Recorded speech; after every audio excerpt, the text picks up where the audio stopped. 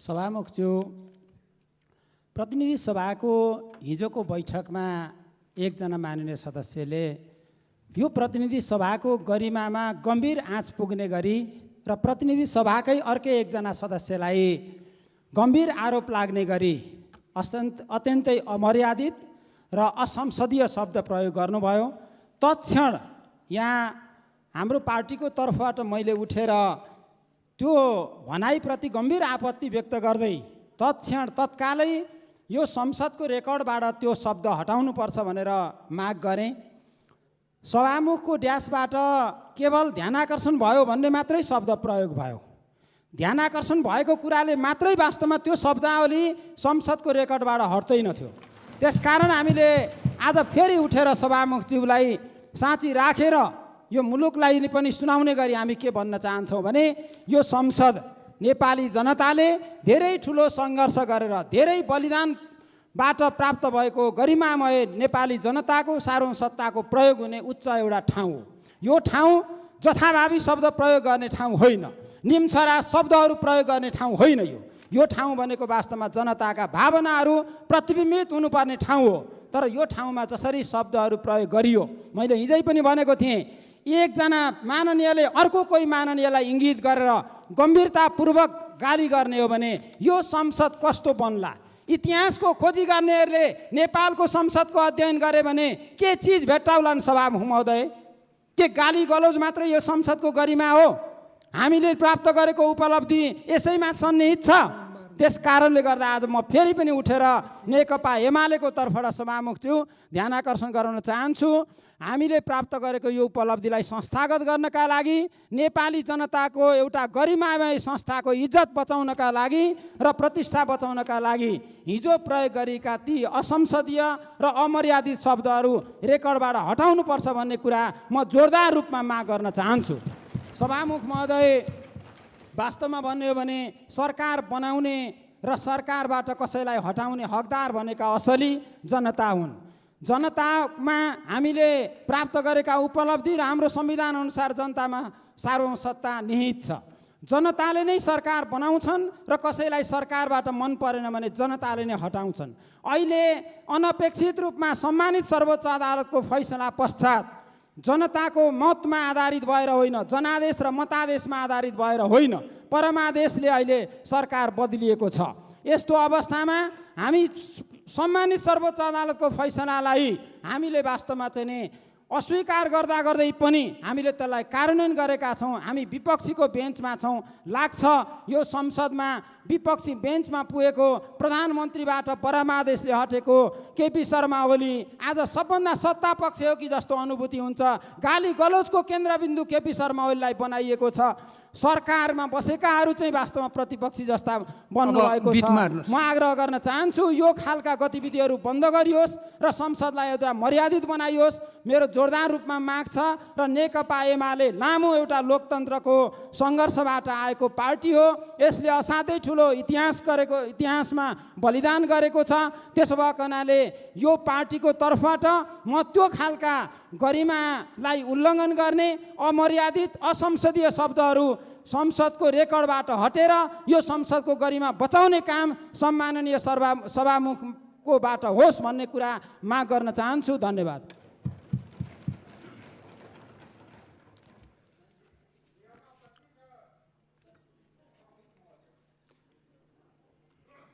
के को नियमापत्ति छ?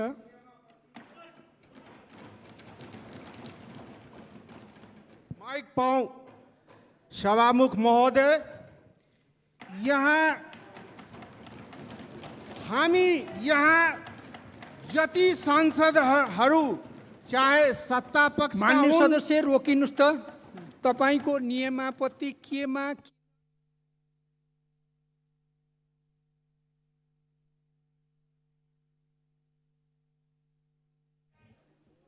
तपाईको नियमापत्ति केमा हो? प्रतिनिधि सभा नियमावली 2075 को कुन नियम अनुसार हो त्यो स्पष्ट पारेर मात्र बोल्नुस्। हिजो एकजना माननीय सांसद महोदयले अस्ति पूर्व सम्मानीय प्रधानमन्त्रीज्यूले मेरो जुन मान्य सदस्यहरू शान्त रहनु होला। यहाँ यो संसदमा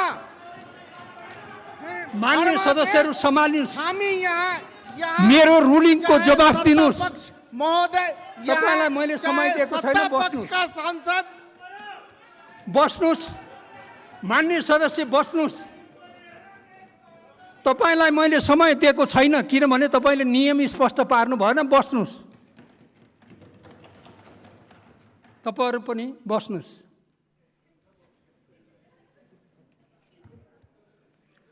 मान्य सदस्यहरू, हिजो विशेष समयमा मान्य श्री मातृका प्रसाद यादवले बोल्ने क्रममा प्रयोग गर्नुभएको मेन्टल्ली फिजिकल्ली फिट हुनुहुन्न भन्ने शब्दहरू प्रतिनिधि सभा नियमावलीको नियम 21 को खण्ड ङ को प्रतिकूल हुने देखिएकोले उक्त शब्दहरू सचिवालयको रेकर्डबाट हटाउन सचिवालयलाई निर्देश गर्दछु।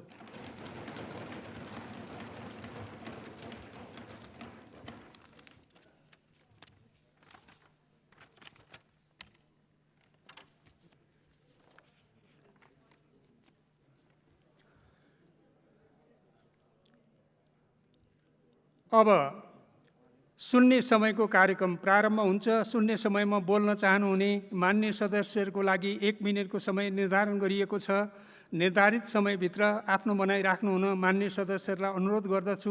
सर्वप्रथम माननीय श्री टेकबहादुर बस्नेत। सम्माननीय सभामुख महोदय, हामीले संविधान जारी गरेको पनि 6 वर्ष पुरा हुँदैछ। संविधानको धारा 119 उपधारा 3 मा नेपाल सरकारको अर्थमन्त्रीले राजस्व र व्ययको अनुमान प्रत्येक वर्ष जेठ 15 गते सङ्घीय संसदमा पेश गर्ने व्यवस्था गरिएको छ। अहिलेको सरकार र संसदलाई परमादेशको सरकार र संसद देख्ने पूर्ववर्ती सरकारले अध्यादेश मार्फत बजेट प्रस्तुत गर्नुले पनि निर्वाचित जनप्रतिनिधि संस्था संसदलाई छल्नुले श्री 3 आदेशको झल्को दिएकै छ।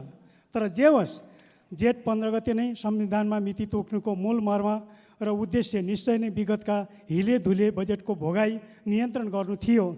तर विगत 6 वर्ष यता यसमा कुनै परिवर्तन आएन र अस्ति मात्र सार्वजनिक अर्थमन्त्रीको हल गर्न नसकिने हो। हल गर्नका निम्ति सरकारको के योजना छ, सरकारको गम्भीर ध्यान आकर्षण गर्न चाहन्छु। धन्यवाद। माननीय श्री डाक्टर डिला सङ्ग्रौला पन्त। सम्मान्य सभामुख महोदय, नेपाल तथा ब्रिटेन बीच 200 वर्षभन्दा लामो ऐतिहासिक सम्बन्ध छ। त्यो सम्बन्धको जग भनेको गोर्खा सैनिकहरू हुन्। संसारभरि बहादुरीका लागि चिनिएका गोर्खा सैनिकहरूले अहिले आफ्नै लागि न्याय माग्दै गएको शनिबारदेखि ब्रिटिस प्रधानमन्त्री कार्यालय नजिकै लन्डनमा आमरण अनसन बसिरहेका छन्। सभामुख महोदय, उनीहरूको जीवन रक्षा गर्नु नेपाल सरकारको कर्तव्य हो। त्यसैले म नेपाल सरकारलाई तत्काल कूटनीतिक माध्यमबाट ब्रिटिस सरकारसँग सम्पर्क गरी वार्ता समिति गठन गरी वार्ताको मिति र स्थान तोक्न पहल गर्न आग्रह गर्दछु। संसारभरि नेपालीहरूको शिर ठाडो पारेका गोर्खालीहरूलाई मर्का पर्दा साथ दिनु हामी सबैको दायित्व हो। सभामुख महोदय, धन्यवाद।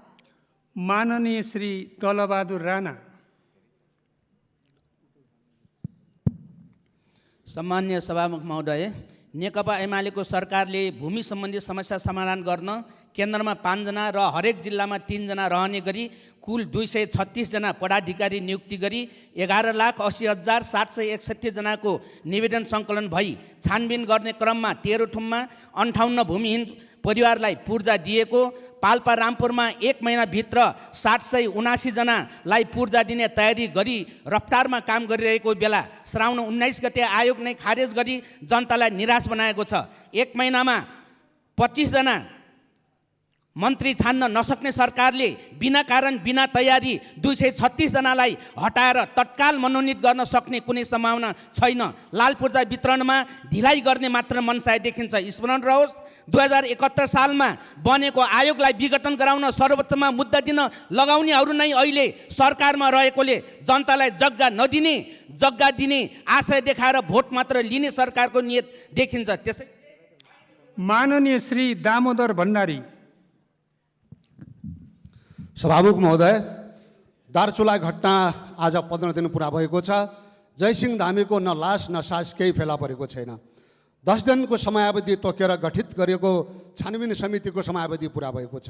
भारतीय पक्षबाट आफ्नो संलग्नता नरहेको कुरा उसले सार्वजनिक गरेको छ।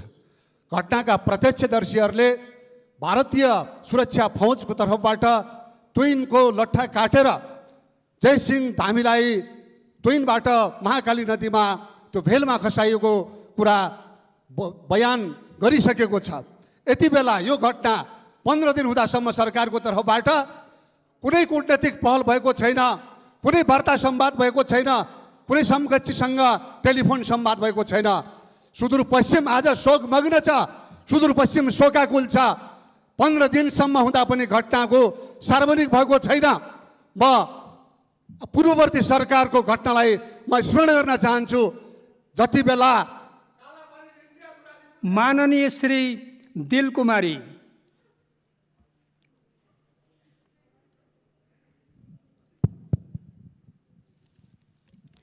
सम्मानीय सभामुख महोदय, आज नागपञ्चमी पर्वको सम्पूर्ण नेपाली आमा बुबा दिदी बहिनी दाजुभाइमा हार्दिक शुभकामना दिन चाहन्छु। सभामुख महोदय, कोभिड-19 को कारणले 2 वर्षदेखि भारत नेपाल सीमा बन्द गरिएको छ। तर भारत नेपाल सीमामा तस्कर, लागु औषध, खुल्ला सीमा सुरक्षाको मिलोमतोमा कारोबार भइरहेको छ। प्रदेश 2 मा सबभन्दा जनताले दोहोरो शास्ति दुःख भोगिरहेको छ। शादी विवाह, भोज भतेर, धार्मिक कार्यको लागि सामान किन्नको लागि भारतबाट नै लाउनु पर्छ।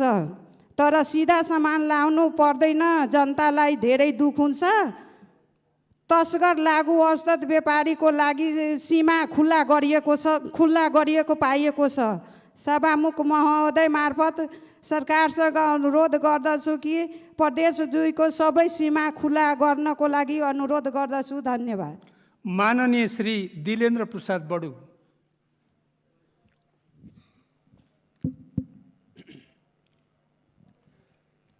सम्माननीय सभामुख महोदय, दार्चुला ट्विन घटनाको सत्य तथ्य यथासम्भव शीघ्र सार्वजनिक गर्न, पीडित परिवारलाई उचित क्षतिपूर्ति र रोजगारी तथा बच्चाहरूको उचित शिक्षाको प्रबन्ध गर्न, शिलान्यास गरेर अल्पत्र पारिएका 4वटै झोलुङ्गे पुलहरूको तत्काल निर्माण सुरु गर्न तथा लापरवाही गर्ने ठेकेदारलाई कानुनी कारवाही गर्न र अन्तमा सभामुख महोदय, भविष्यमा त्यस क्षेत्रका जनताले यसरी अवैधानिक र असुरक्षित ट्रेन तर्नुपर्ने बाध्यात्मक अवस्थाको अन्त्य गर्नका लागि र जनताको जीवधनको रक्षाका साथै राष्ट्रिय स्वाभिमानको रक्षाका लागि समेत निकै मन्द गतिमा निर्माणाधीन भइरहेको दार्चुला तिङ्कर सडकलाई यथाशीघ्र सम्पन्न गर्नका निमित्त राष्ट्रिय प्राथमिकता र उच्च राष्ट्रिय महत्त्वका साथ महाकाली कोरिडोरबाट छुट्याएर दार्चुला तिङ्कर खण्डलाई पर्याप्त बजेट र छुट्टै आयोजनाका कार्यान्वयन गर्नका निमित्त म नेपाल सरकारको पुनः अत्यन्त गम्भीर ध्यानाकर्षण गराउन चाहन्छु। हस् धन्यवाद। माननीय श्री दिव्यमणि राज भण्डारी।